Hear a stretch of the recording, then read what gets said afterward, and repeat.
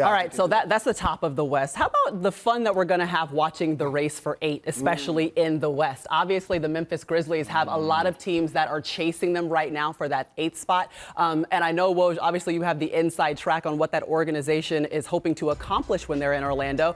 But just take a look at their opponents. They do get to face the individuals that are racing for their spot. So it's almost like they have all of their fate in their own hands, having to take on the Trailblazers, having to take on the Spurs that are trying to make it to their 23rd straight playoff, and then the Pelicans and Zion Williamson. What have you heard from the Memphis Grizzlies on how they're approaching this situation? Listen, that Memphis organization has a chip on its shoulder. They clearly outplayed those teams behind them across this regular season. And historically, teams have not made up the gap that is between them, and there's 3 teams at 3.5 games back. This is a hungry young team that's way ahead of schedule.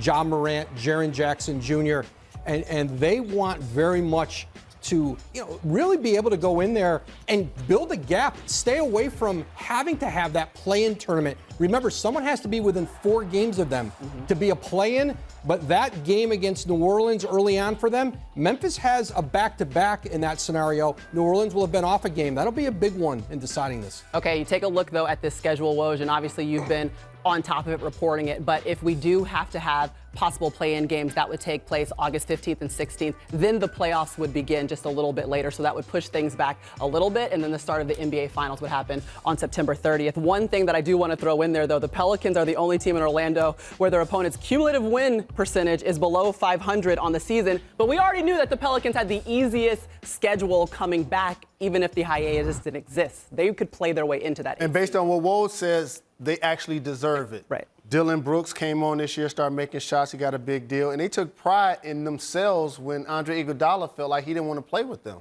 So hopefully Valanciunas comes back and gives them some good minutes. But they have some big names chasing after them, Maria. Dame Lillard and the Blazers were in the Western Conference Finals last year. Well, look, they've got the Pelicans chasing after them. And again, with that easy schedule and Zion Williamson coming back and having a little bit of a break, how do you see that matchup? And also, of course, we're going to feature the star power in Zion Williamson. But they had another guy who made the All-Star team this year. Let's go. Brandon Ingram. And Holiday, who's made it in the past. And Ball is having a real good season. So that's going to be great theater to see how that spot plays out. All right, Jay Will, let's bring you in on the race for 8. Who are we watching? I mean, who is the biggest challenger to the Memphis Grizzlies, who are 3.5 games ahead right now in that 8th spot? We've talked about this multiple times during this 3-month break. I don't know how you just count out Portland. And Jay Rose, you were exactly right. I mean, Dame Lillard is obviously on a mission. He made multiple statements that said, if I can't play for the playoffs, I am not coming. It gives you insight into how he's thinking. You also think about, obviously, C.J. McCollum can knock down shots. I love that dynamic of that backcourt. And this team is finally getting healthy. Zach Collins, Nurkic, what kind of staggered minutes will those guys play along with some of their wings? Carmelo Anthony fitting into that. I mean, them playing holistically all together healthy is going to be really interesting to see how they mesh for these 8 games. But, look, this is a neutral site. If you get hot, I would like to have Dame Lillard on my team when he gets hot. Same with C.J. McCollum, so don't count them out. All right, Paul, so we've got Dame, we've got Ja, we've got Zion. That's all the race for 8. I mean, who are you riding out in that scenario? Who are you most excited to see? You know what? Originally, I was saying Portland for all the same reasons that Jay Will said. Dame Lillard is probably going to be on a mission. The team is finally healthy.